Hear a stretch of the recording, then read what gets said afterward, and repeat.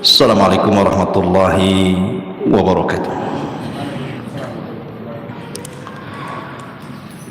Alhamdulillah, alhamdulillahilladzi hamdan katsiran tayyiban mubarakan fih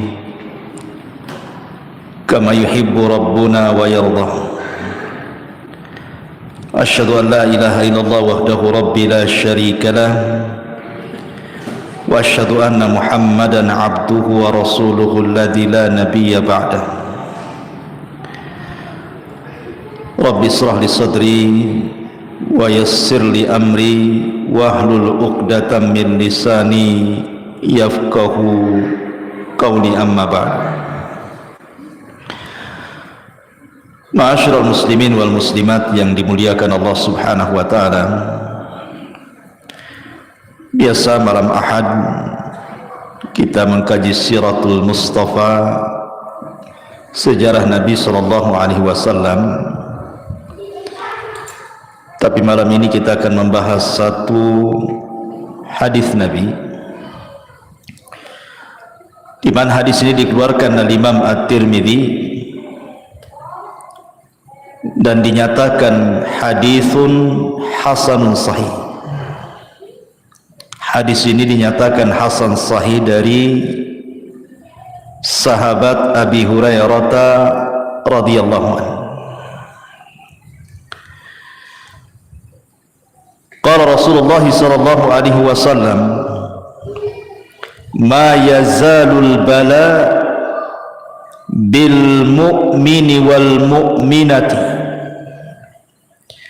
fi nafsihi wa waladihi wa malihi hatta yalqallah wa ma alaihi khati'ah. Kata Nabi sallallahu alaihi wasallam, akan senantiasa ujian itu diturunkan Allah kepada seorang mukmin laki-laki ataupun perempuan, baik kepada dirinya ataupun kepada anak-anaknya ataupun kepada hartanya, sampai dia berjalan menjumpai Allah Subhanahu wa taala dan dia tidak membawa dosa sedikit pun. Hadis ini adalah hadis yang menjelaskan kepada kita tentang keutamaan sabar di atas al-bala, di atas ujian dari Allah Subhanahu wa taala. Manusia tidak lepas dari tiga kata: haznun wa ghammun wa hammun. Haznun artinya kesedihan, sedih memikirkan sesuatu yang sudah berlalu. Entah yang lalu-lalu kita pernah sukses kemudian hilang kesuksesannya, entah dulunya punya orang-orang yang dicintai kemudian sudah pergi meninggalkannya, entah dulu dia pernah kaya kemudian dia miskin, teringat masa lalu. Haznun, sedih jadinya, terpikir terus. Yang kedua ghammun, susah menghadapi sesuatu yang sedang berlaku. Susah karena mungkin karena ekonomi, karena kesehatan, karena mungkin pasangan, anak-anak, dan begitu seterusnya. Kemudian yang ketiga hammun, bingung memikirkan masa depan. Jadi manusia tidak lepas dari tiga perkara ini: sedih memikirkan yang sudah berlalu, susah memikirkan yang sedang berlaku, bingung memikirkan yang akan terjadi masa depan. Manusia tidak lepas dari tiga perkara. Kalau tidak sedih, stres. Kalau tidak stres, susah. Itulah manusia. Ya. Ma'asyiral muslimin yang dimuliakan Allah Subhanahu wa taala,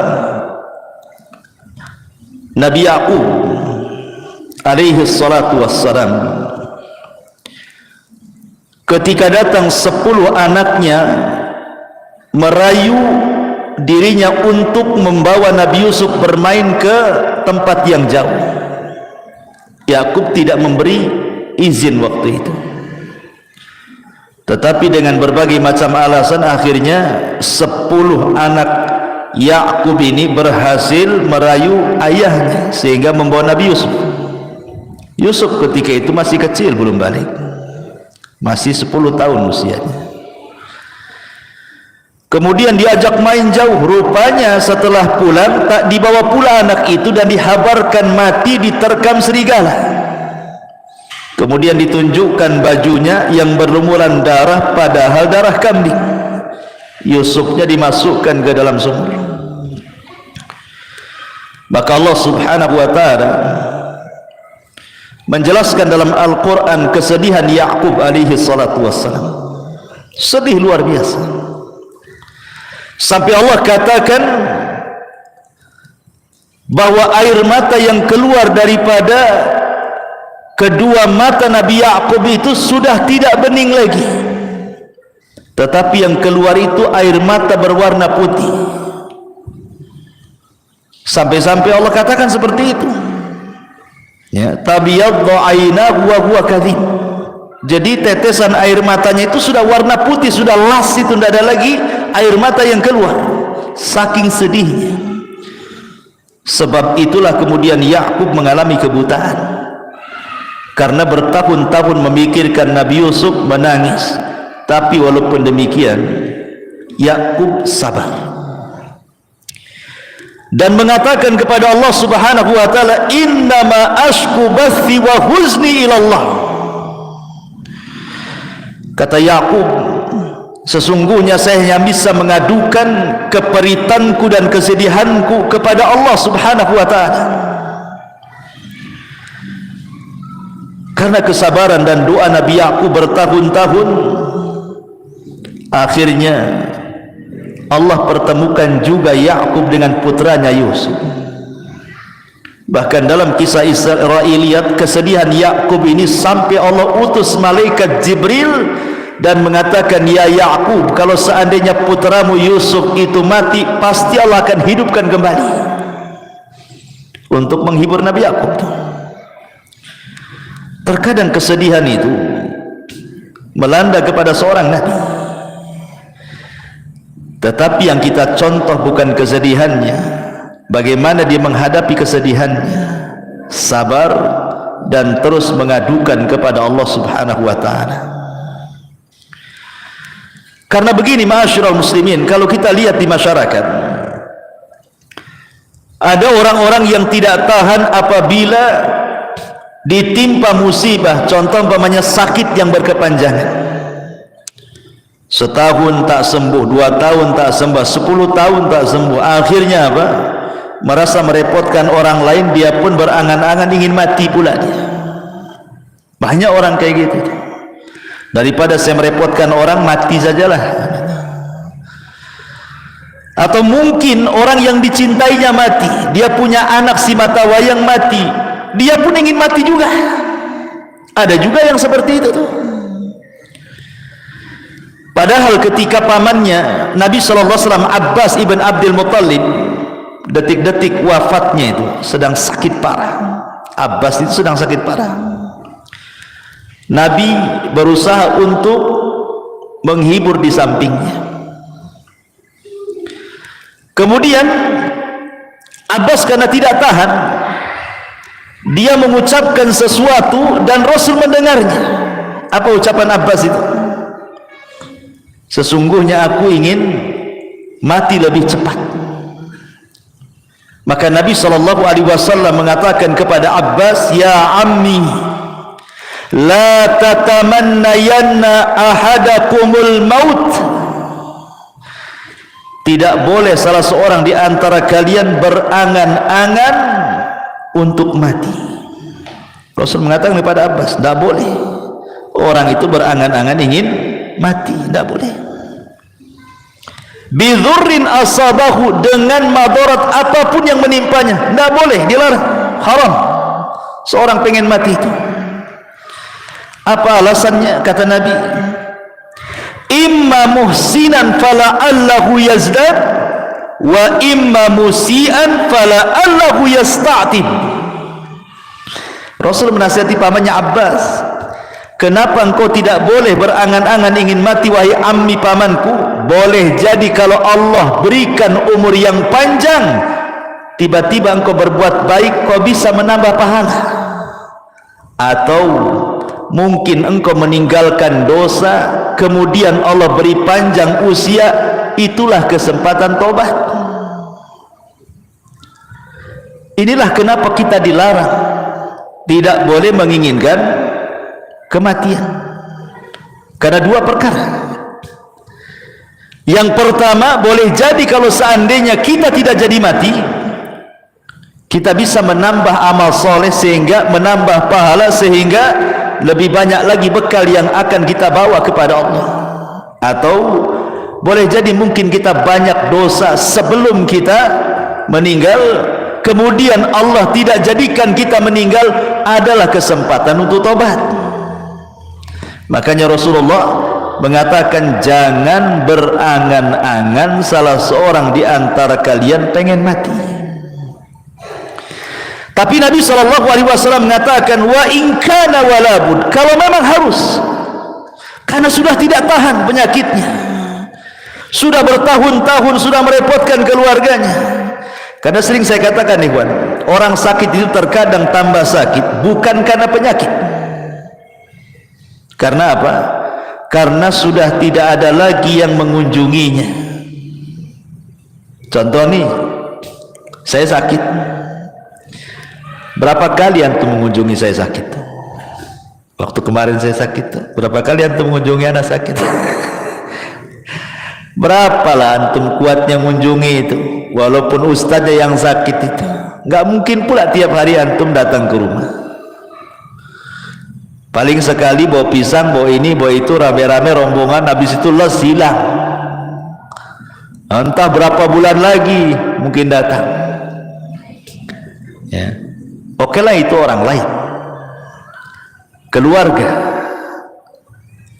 saudara. Sampai kapan? Lama-lama bosan juga kan. Paling tinggi akhirnya yang menemani orang sakit itu, kalau dia punya pasangan, paling istrinya, atau mungkin anaknya. Ya kalau anaknya berbakti, kalau anaknya durhaka. Sebenarnya orang sakit itu lebih sakit di masalah ininya, bukan penyakitnya sebenarnya. Ya penyakitnya sudah sakit, lebih sakit ketika tidak ada lagi yang memperhatikan dia. Kuadrat sakitnya, makanya akhirnya menginginkan kematian. Maka dari sini ikhwan, kata Nabi, wa in kana walabud, kalaupun dia harus menginginkan kematian, kata Nabi SAW, bolehlah kalian berdoa, Allahumma ahyini ma kanatil hayatu khairan li, wa tawaffani ma kanatil wafatu khairan li. Kata Nabi SAW, ya Allah, hidupkan aku, sembuhkan aku kalau memang kesembuhanku, kehidupanku lebih baik bagiku. Tetapi wafatkan aku kalau memang wafatnya diriku dan kematianku ini lebih baik dibandingkan aku hidup. Itu kalau harus berangan-angan kematian, seperti inilah doanya.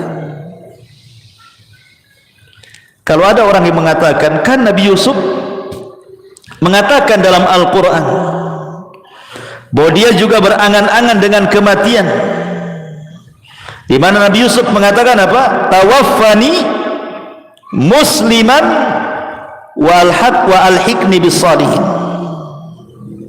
Wafatkan aku, kata Nabi Yusuf. Lihat, Nabi Yusuf saja berangan-angan ingin mati. Kita katakan jangan sampai sini bacanya, teruskan. Tawaffani musliman walhiqni bis-salihin. Kata Nabi Yusuf, ya Allah, kalaupun aku harus mati, matikan aku dalam posisi muslim dan gabungkan aku bersama orang-orang soleh. Artinya bahwa Nabi Yusuf bukan berangan-angan ingin mati, tapi kalau harus mati gitu maksudnya, maka matikan aku dalam posisi muslim dan libatkan aku dengan orang-orang soleh, persis seperti firman Allah Subhanahu wa taala, ya ayyuhalladzina amanu taqullaha haqqa tuqati wa la tamutunna illa wa antum muslimun. Wahai orang-orang yang beriman, bertakwalah kepada Allah dengan sebenar-benar takwa dan janganlah kalian mati kecuali dalam posisi kalian muslim. Karena kalau meninggal dalam posisi muslim ada kesempatan masuk surga walaupun Allah takdirkan masuk neraka. Tapi kalau mati kafir tidak ada kesempatan lagi masuk surga. Makanya kita meminta kepada Allah agar jangan sampai mati kecuali muslim, menyembah Allah sebagaimana Nabi Yaqub alaihi salatu wassalam. Allah katakan, am kuntum syuhada idh hadara Yaqub al-maut idh qala li banihi ma ta'buduna min ba'di qalu na'budu ilahaka wa ilaha abaika Ibrahim wa Ismail wa Ishaq ilaha wahida wa nahnu lahu muslimun. Ya. Ketika Yakub sedang sakaratul maut, dipanggillah anak-anaknya. Kemudian Yakub berwasiat, wahai anakku, apa yang kalian akan sembah sepeninggalku? Maka anak-anaknya mengatakan, wahai ayahku, kami akan sembah Tuhanmu dan Tuhan bapamu Ibrahim, Ismail, Ishak, itulah Tuhan yang esa. Wa nahnu lahu muslimun, dan kami senantiasa lahu kepada Allah muslimun, berserah diri. Kami muslim. Ma'asyiral muslimin yang dimuliakan Allah Azza wa Jalla, intinya bahwa di sini Allah Subhanahu wa taala ingin mengatakan bahwa begitulah sifat seorang muslim kalau ditimpa musibah. Jangan pernah berangan-angan dengan sebuah kematian. Kalaupun harus berangan-angan, bercita-citalah mati dalam posisi Islam. Ini bala yang pertama, bala kepada diri sendiri. Jadi kalau Allah takdirkan, Allah berikan bala kepada diri sendiri, jangan sampai berangan-angan kematian. Tidak boleh. Ya. Ma'asyiral muslimin yang dimuliakan Allah Azza wa Jalla, dahulu di zaman Rasul ada wanita namanya Ummu Sa'ib. Ada wanita namanya Ummu Sa'ib. Ummu Sa'ib ini kena penyakit humma. Humma itu demam, panas, kepalanya sakit. Ya, dan kita sering mengalami kan, kepalanya kok sakit kan, atau demam itu kan. Jadi dia sampai mengaduh-ngaduh. Aduh, bahasa kita. Ya. Jadi Nabi SAW ketika lewat kepada Ummu Sa'ib bertanya, malaka ya Ummu Sa'ib, ada apa dengan kau ya Ummu Sa'ib? Kenapa engkau mengerung seperti ini? Maka Ummu Sa'ib mengatakan, qalat humma la barakatallah, katanya, penyakit humma, demam wahai Rasul, semoga Allah tidak berkahi penyakit itu. Apa kata Rasul? Ya Ummu Sa'ib, la tasubbil humma, jangan celak penyakit demam. Nabi melarang, tidak boleh mencela penyakit di sini. Enggak boleh, kalau antum lagi sakit kepala jangan dicela. Demam tak boleh, kata Rasulullah, tasubbil humma, jangan cela penyakit kepala. Demam, meriang jangan. Kenapa? Fa innaha tudhibu khataya ibni Adam kama yudhibul kiru khabathal hadid. Karena penyakit demam, meriang, sakit kepala itu bisa menghilangkan kesalahan-kesalahan anak Adam seperti api bisa menghilangkan karat besi. Kan banyak di antara kita ini mencela penyakit, saking keras sampai ditepuk-tepuk tuh kepala tuh. Sabar saja.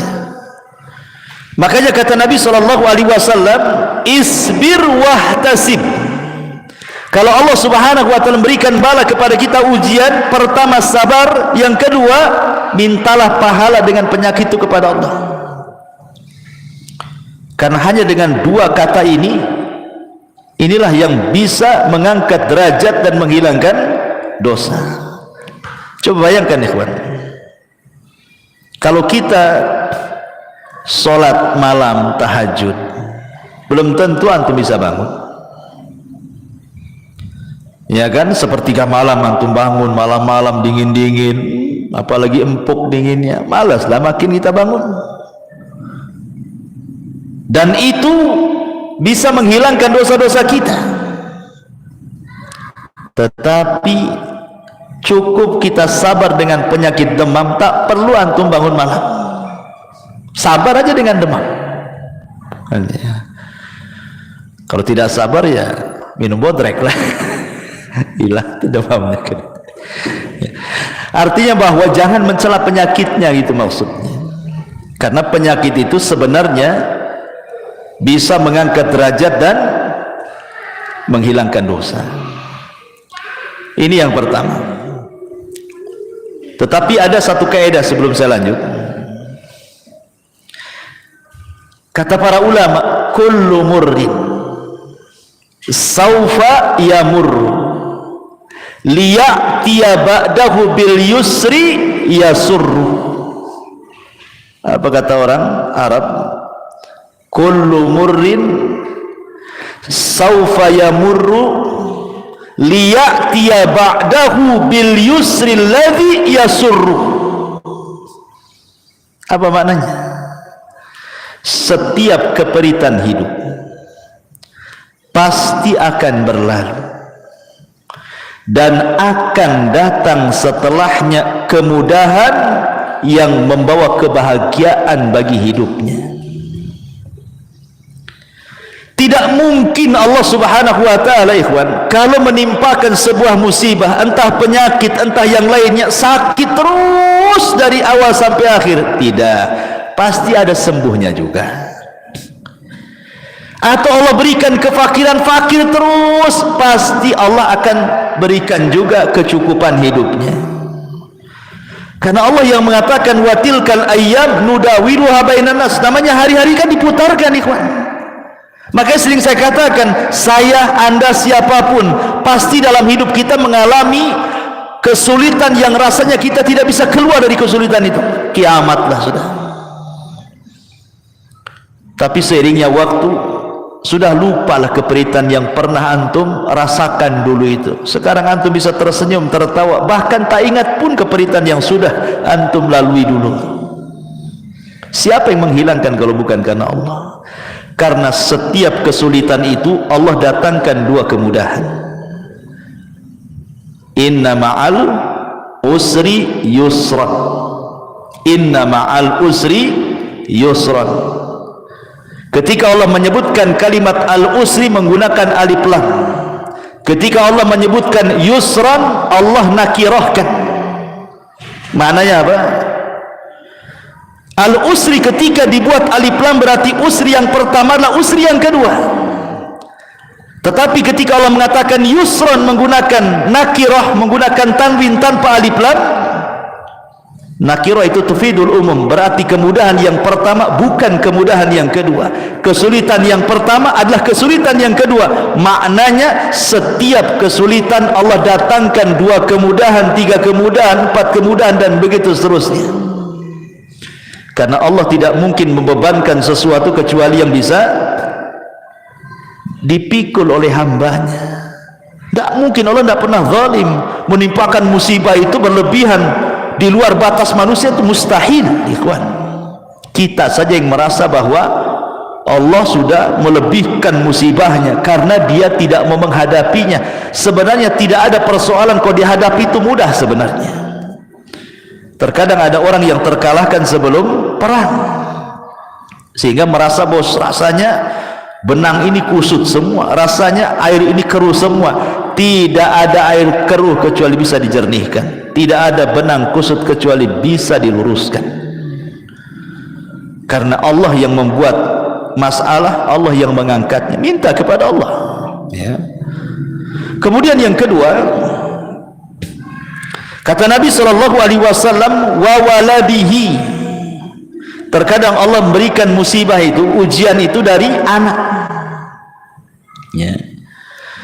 Seperti umpamanya di zaman Nabi SAW ada seorang sahabat bawa anak kecil. Ya usianya 5 tahun, 6 tahun, lucu-lucunya digendong bapaknya. Hadir di majelis Nabi. Jadi terkadang dicium-cium lah anaknya, kayak kita lah bawa anak kecil kan, kadang lari sana kemudian nempel lagi, kita cium lagi, sedang ngaji, namanya anak-anak kan begitu. Jadi Nabi heran, kata Nabi SAW, atuhibbuhu ya fulan, kau suka ya, kau cinta dengan anak? Maka orang ini mengatakan, ya Rasulullah, ahabbaqallahu kama uhibbuhu. Sebagaimana Allah fitrahkan kepadaku, aku mencintai engkau, begitulah kecintaanku kepada anakku ini. Setelah beberapa hari, orang yang bawa anak, yang mencium-cium anaknya di majelis Nabi, yang sangat mencintai anaknya sama dengan mencintai Rasul itu, enggak pernah hadir lagi. Jadi Nabi bertanyalah, mana fulan, aina fulan, mana fulan itu yang kemarin bawa anak itu, kok enggak pernah hadir lagi, kemana dia? Akhirnya dicari-cari berita, rupanya dia tidak hadir lagi di majelis taklim karena dia dirundung kesedihan. Anak si mata wayangnya itu yang suka dibawa di majelis taklim itu rupanya meninggal dunia. Sedihlah dia, nggak tahan dengan kesedihannya sehingga tidak sanggup melangkahkan kaki ke majelis Nabi. Akhirnya kemudian Nabi SAW datang ke rumahnya, berusaha menghibur, takziah.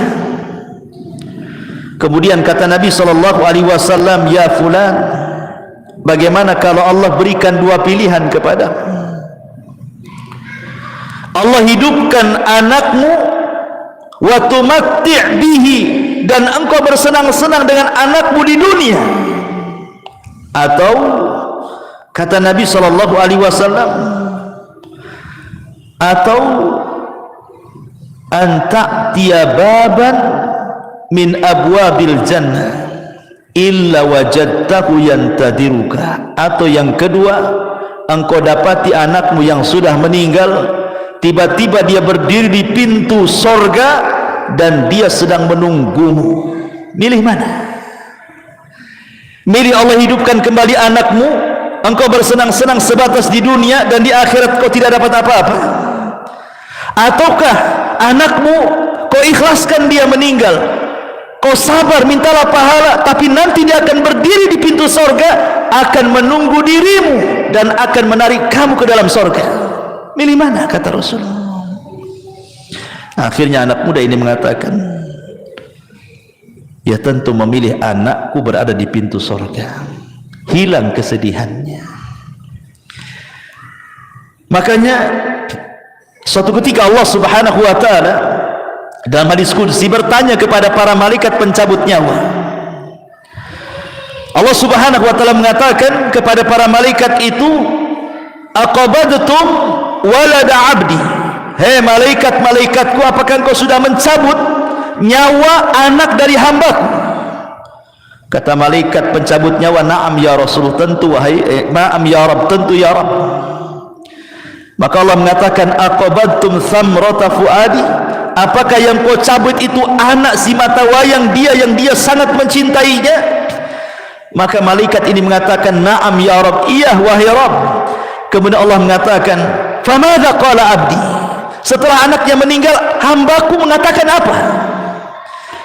Maka malaikat ini mengatakan, hambamu mengatakan hamidaka wastarja, dia pun mengatakan alhamdulillah, inna lillahi wa inna ilaihi rajiun.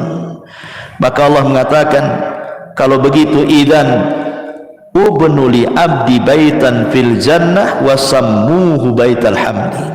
Kalau gitu bangunkan untuk hambaku ini satu istana di sorga, kasih nama istananya Baitul Hamdi, rumah hamd, pujian, karena dia bisa mengucapkan alhamdulillah saat kematian anaknya. Ucapan alhamdulillah bukan karena mensyukuri kematian, Bukan itu maksudnya. Antum disangka orang gila nanti, ya kan? Antum orang tua meninggal, alhamdulillah. Kira-kira kata orang sebelah ini itu ngincar warisan itu. Gitu ya? Ya. Bukan, pemahaman yang mengucapkan alhamdulillah itu maksudnya kita masih bersyukur ada nikmat yang tersisa, bukan dipikirkan musibah yang berlalu. Persis seperti perkataan siapa? Urwah ibn Zubair. Saat diamputasi kakinya, Urwah bin Zubair ini mungkin kena penyakit diabetes lah, mungkin kalau zaman sekarang kan harus diamputasi kakinya. Kata sang tabib mengatakan, ya Urwah, pasti kau akan mengalami kesakitan, sebaiknya kau minum khamr. Di zaman itu tidak ada biusnya minum khamr untuk mengurangi sakit, biar mabuk, biar pusing, baru potong. Kata Urwah kepada tabib dokternya, enggak, saya enggak akan minum khamr. Coba bayangkan kalau aku minum khamr, kemudian kau potong kakiku, tiba-tiba aku mati, itu sama dengan aku mati di atas khamr, katanya. Kata dokter, enggak ada cara lain seperti itu masalahnya.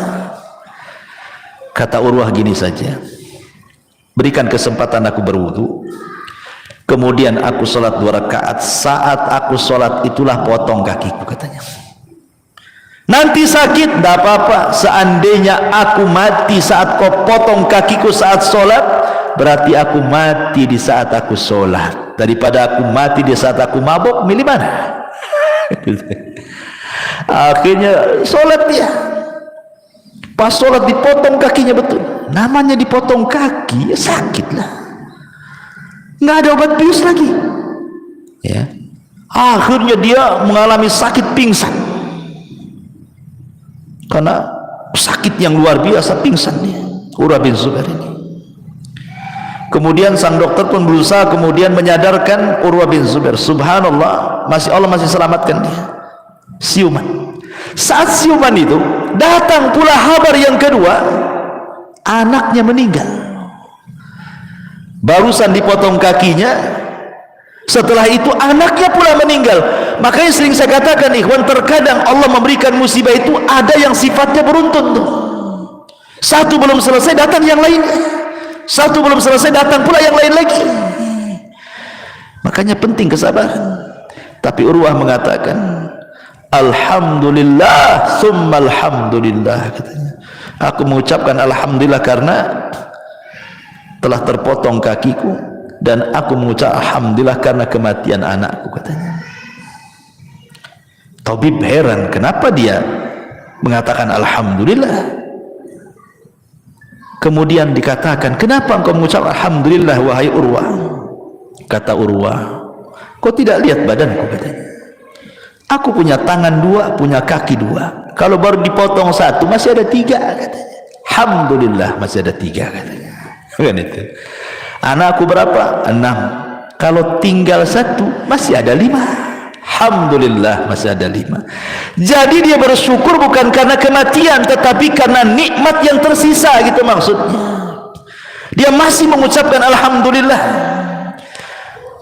Adapun kemudian kepada musibah yang sedang melanda dia, dia mengatakan inna lillahi wa inna ilaihi raji'un.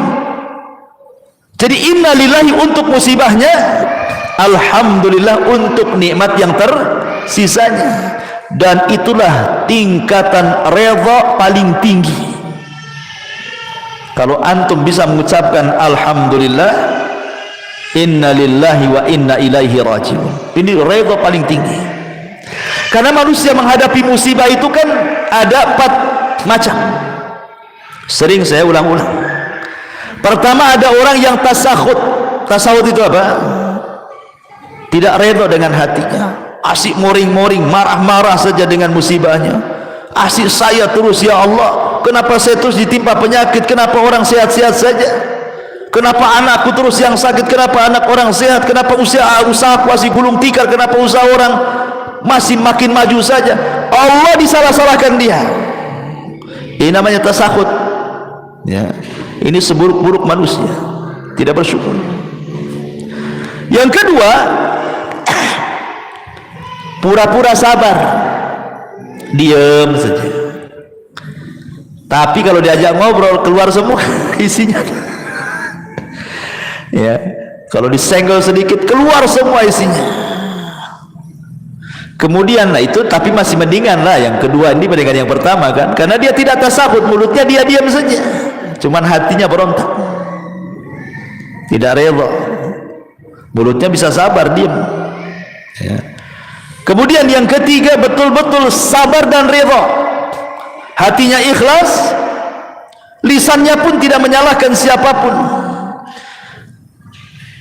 Kemudian yang keempat, bukan hanya rela, bukan hanya ikhlas, bukan hanya sabar, tapi dia bisa mengucapkan alhamdulillah. Maka itu tingkat yang paling tinggi dalam redha. Ya. Kembali bahwa kalau seandainya Allah takdirkan anak kita meninggal, seharusnya apa? Bahagia.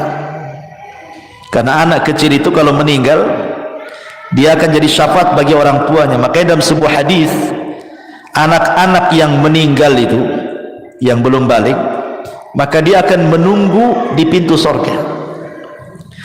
Kemudian Allah katakan, udkhulul jannah, anak-anak ngapain kau di pintu surga, masuk katanya. Jadi anak-anak kecil tuh banyak di pintu surga. Maksudnya anak-anak yang meninggal ketika belum balik. Tentu anak-anak orang-orang yang mukmin, yang muslim. Kalau anak kafir tidak bisa dapat syafaat. Ya. Jadi anak-anak itu di pintu-pintu surga Allah mengatakan udkhulul jannah, masuk kalian ke dalam surga. Tiba-tiba anak-anak itu mengatakan la ya Rabb hatta yadkhulu abauna wa ummahatuna, tidak ya Rabb, sampai kami bawa bapak-bapak kami dan ibu-ibu kami. Enggak mau masuk anak-anak itu. Ya. Kemudian Allah katakan lagi seperti itu, tetap jawabannya seperti itu sampai 3 kali. Akhirnya Allah mengatakan udkhulul jannah antum wa abaukum wa ummahatukum, katanya. Ya sudah kalau gitu masuk ke surga, ajak bapak ibu masukkan sekalian, katanya. Subhanallah. Ya. Jadi Allah Subhanahu wa taala kalau takdirkan ada ujian kepada anak kita meninggal dunia, maka sabarlah dan ihtisablah mengharap pahala Allah. Bukankah Nabi SAW diuji juga kan, anaknya meninggal kan? Qasim meninggal di waktu bayi, Abdullah meninggal di waktu bayi, Ibrahim pula meninggal di waktu bayi. Tiga-tiganya putra Nabi meninggal di waktu bayi. Kemudian yang terakhir, kata Nabi SAW, ujian kepada diri, ujian kepada anak, ujian kepada harta. Terkadang ada orang itu diuji dengan kefakiran, hartanya diludeskan, fakir dia. Dan ini juga terkadang membuat stres manusia kan. Jangankan lagi orang memang gak pernah kaya, orang kaya fakir saja kepikiran. Tetapi di sini dari sisi akidahnya ikhwan, sebelum saya jelaskan yang ketiga, ada sisi akidah yang penting.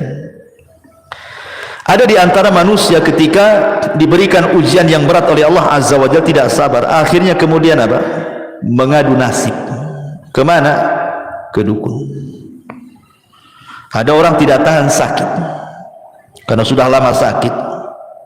Kemudian adalah bisikan dari tetangganya, oh datanglah ke itu paranormal anu tuh, itu bisa nyembuhkan loh, udah banyak terbukti. Setan datang. Akhirnya menggoda, walaupun di awalnya muwahhid pun tergoda juga. Karena nggak tahan sakit, gak apalah, bawalah ke dukun, yang penting sembuh. Nah, itu kan banyak yang seperti itu. Karena kalau orang sudah sakit parah, sudah merasa menyusahkan orang, dia akan berusaha mencari jalan apapun caranya. Karena biasanya orang yang sakit seperti ini, setan lebih dekat dibandingkan malaikat. Ataupun orang-orang yang bangkrut usahanya, orang-orang yang gulung tikar, orang-orang yang miskin, orang-orang yang lemah iman, mereka mengadu nasib kepada siap, datang ke paranormal. Ikhwan, sering saya katakan, manusia itu punya alam sendiri, jin dan syaitan punya alam sendiri, binatang punya alam sendiri.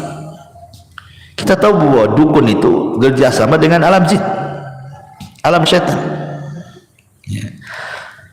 Dan tidak ketemu alam-alam ini. Antara alam jin, alam manusia dengan alam binatang itu nggak akan ketemu. Bagaimanapun antum lintas alam nggak akan ketemu. Contoh, kita lihat di YouTube ada harimau nerkam kijang. Karena itu mangsanya, makanannya langsung dikoyak dimakan. Antum mau lintas hewan, beli ayam di pasar nggak digoreng, langsung dimakan mentah-mentah. Bisa antum kayak gitu? Beda. Memang binatang seperti itu. Antum nggak mungkin lintas binatang niru-niru kan? Ya. Sebagaimana binatang punya alam sendiri, memang dia caranya begitu makannya. Kita beda lah. Nggak bisa kita harus rajang bawang dulu, bawang merah, bawang putih, bawang apa, jadilah dia gulai, jadi tengkleng, jadi macam-macam ya kan. Beda ya. Karena harimau pun dikasih tengkleng belum tentu mau, apalagi banyak mericanya di situ, bersin-bersin dia ya. Karena beda alamnya. Makanan kita nggak mau juga binatang itu makan, sebagaimana kita juga nggak mau niru binatang kan. Artinya alam mereka berbeda, alam kita sendiri, alam jin juga berbeda. Kenapa jin itu disebut jin? Karena jin itu tidak nampak, makanya disebut jin. Kenapa tidak nampak? Supaya kita jangan ada komunikasi. Kenapa tidak boleh berkomunikasi? Karena tidak akan nyambung dengan kehidupan mereka. Lah, yang ingin saya katakan bahwa kita ini hidup di alam nyata. Maka yang nyata-nyata sajalah di depan kita. Kalau depan kita ada kangkung, makan tuh kangkung. Kalau depan kita ada tempe, makan tuh tempe. Kalau ada lalapan, makan tuh lalapan. Kalau memang di hadapan kita ini supir ojek, ya sudah jadi supir ojek. Kalau anda supir taksi, jadilah supir taksi. Kalau anda tukang bangunan, jadi tukang bangunan. Yang real saja lah gitu. Jangan menghayal. Karena orang yang datang ke dukun itu orang-orang yang menghayal sebenarnya. Karena itu menghayal orang itu.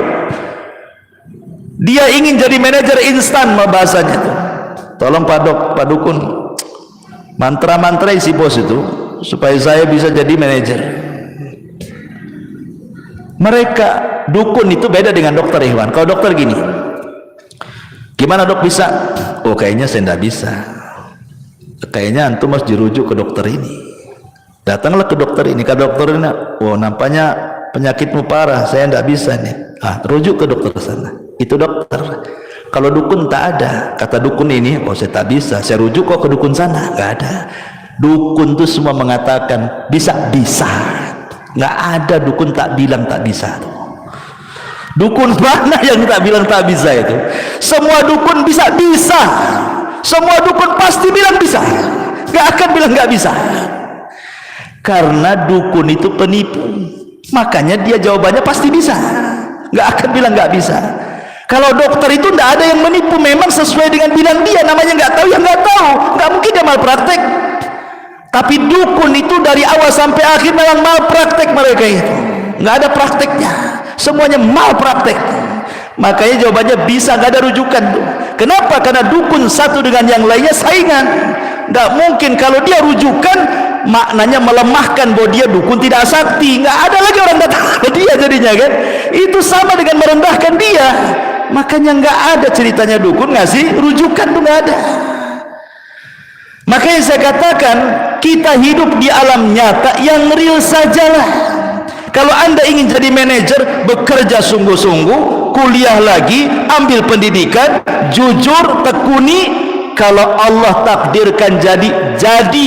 Bukankah Allah suka dengan orang yang bekerja dan menekuni pekerjaannya? Sampai Aisyah radhiyallahu mengatakan, kana Nabi sallallahu alaihi wasallam idza amila amalan atqanahu. Rasul itu kalau mengamalkan sesuatu, dia akan mungkinkan tuh amalan itu. Makanya usaha apapun kalau ditekuni pasti sukses. Tapi kalau mencra nggak akan sukses.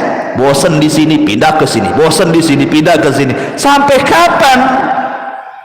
Artinya Allah itu suka itu memandang hambanya yang kerja keras, ditelateni, jadi nanti itu. Tapi orang-orang yang ke dukun ini maunya instan, secara instan jadi manajernya. Sesuatu yang instan itu pasti menyesal. Berapa banyak orang yang datang ke dukun menyesal, sudah bayar 100 juta dukunnya kabur, sudah datang 100 juta tadi kabul-kabulkan, katanya syaratnya besar, kurang syaratnya lagi. Betapa banyak orang yang sudah habis duitnya, mati pula, syaratnya terlalu besar. Seperti pernah ada syarat dukun ngerendam di kali 3 hari, mati akhirnya. Memang suruh mati sama dukunnya. Ya, bayangkan ya. Jadi saya katakan bahwa kalau ada musibah tidak perlu datang ke dukun. Apa yang datang ke dukun? Dukun itu penghayal semuanya. Maka hiduplah dengan kenyataan, hadapilah secara real. Kita ini punya alam sendiri, jin punya alam sendiri. Nggak perlu komunikasi dengan jin. Yang lebih parah pula minta nikah dengan wanita jin, makin bingunglah kita. Secantik-cantiknya jin itu jelek, ikhwan. Seorang syekh pernah meruqyah. Rupanya yang masuk ke tubuh orang yang kesurupan ini jin yang paling cantik di kabilahnya. Ketika ditanya, bagaimana bentukmu? Dia mengatakan, aku punya 9 kaki, katanya. Itu jin yang paling cantik itu, kakinya 9. Kira-kira nih, antum dijodohkan dengan model paling cantik, bukan jin, manusia, tapi kakinya 3, disebut cap kaki 3. Kira-kira mau nggak antum? Ini nih betul-betul model cantik, tapi kaki 3. Saya kira mikir antum, walaupun cantik, apalagi jin. Kalau kakinya sudah 9, bukan manusia, gurita itu namanya. Itu sudah jadi sotong itu. Jadi ma'asyiral muslimin yang dimuliakan, nggak akan ketemu alam manusia dengan jin itu. Jadi nggak perlu lintas alam tuh. Makanya ngapain coba orang datang ke dukun mau lintas alam gaib, dipercepat jadi manajer, jadi ini, jadi itu, cepat kaya. Itu semua hayalan. Makanya kalau saya katakan berbicara soal masalah ujian, musibah dan begitu seterusnya, hadapilah kenyataan yang ada di depan kita. Itulah hadapi kenyataan seperti itu. Kalau memang Allah takdirkan masih miskin, berdoa, bekerja, dan begitu. Tidak perlu datang ke sana kemari. Anda miskin datang ke dukun, makin miskin lah. Karena uangnya habis sama dukun kan, itu miskin kuadrat namanya. Ya. Baik.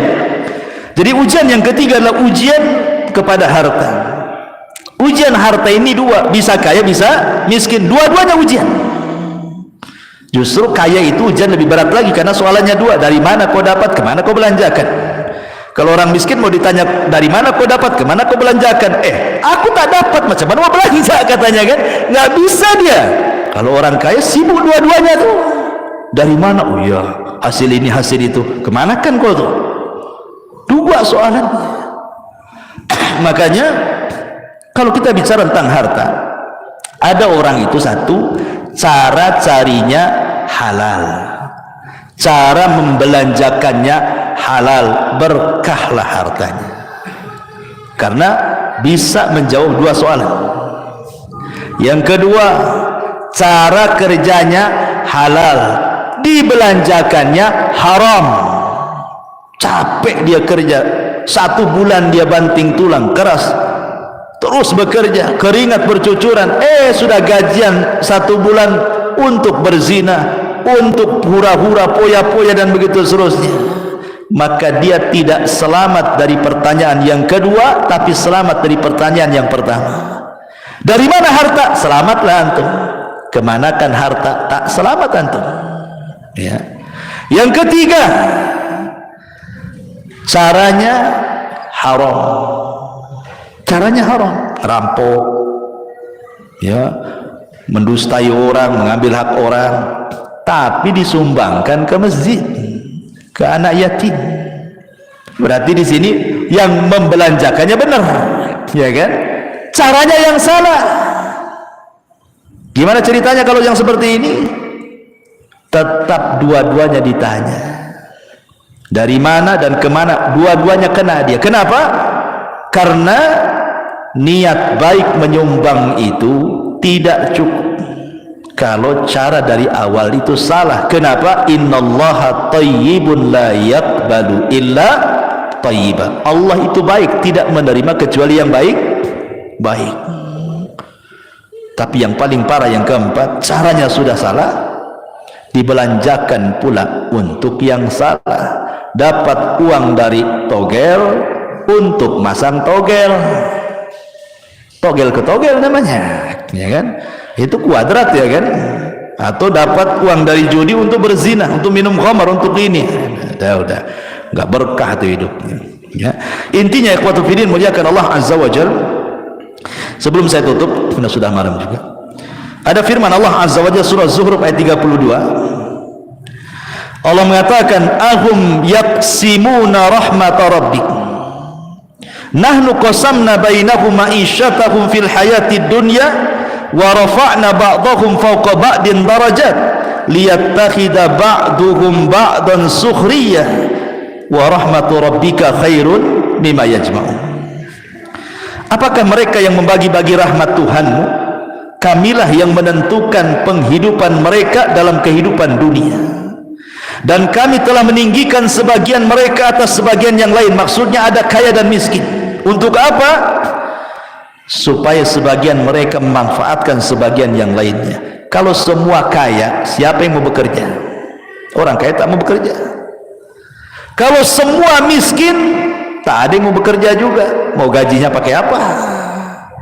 Ketika ada orang kaya, ada orang miskin, berarti saling menghajatkan. Orang miskin butuh orang kaya untuk gajinya, orang kaya butuh orang miskin, butuh tenaganya. Disitulah saling memanfaatkan. Sehingga orang kaya tidak boleh sombong dengan kekayaannya, karena Anda berhajat kepada orang fakir. Orang fakir harus tetap tawadu, tidak perlu sombong juga, karena Anda juga butuh uang dari orang kaya. Artinya bahwa kaya miskin sama saja di sini, saling berhajatkan, membutuhkan satu dengan yang lainnya. Barulah stabil kehidupan manusia itu. Karena kata Allah subhanahu wa ta'ala, lau basatallahu rizqa li ibadihi labaghaw fil ardi. Ada sebagian hamba-hamba Allah, ikhwan, kalau Allah berikan kekayaan makin kufur dia. Tapi ada sebagian hamba-hamba Allah, kalau Allah miskinkan makin kufur dia. Jadi ada orang-orang yang terus dimiskinkan oleh Allah, ada orang-orang yang terus dikayakan oleh Allah. Hikmahnya apa? Karena ada sebagian hamba Allah yang Allah cintai ini, dia kaya, kalau dibuat miskin nanti dia kufur. Ada sebagian hamba Allah yang beriman, yang mencintai Allah itu, dia miskin, sengaja Allah miskinkan. Kalau dia kaya nanti dia kufur. Karena ada kaidah, al-bala tudzakiruka minallahi khairun minan naimi tunsika minallahi azza wa jalla. Seseorang di atas ujian tapi bisa mengingatkan kita kepada Allah jauh lebih baik dibandingkan antum bergelimang dengan kenikmatan tapi melupakan Allah subhanahu wa ta'ala.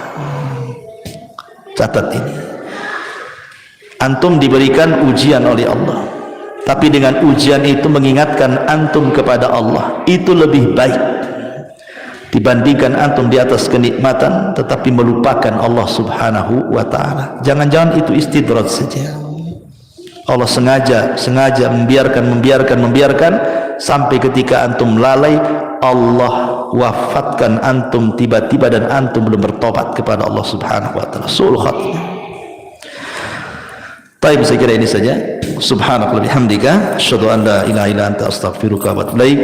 Allahu ta'ala alam. Assalamualaikum warahmatullahi wabarakatuh.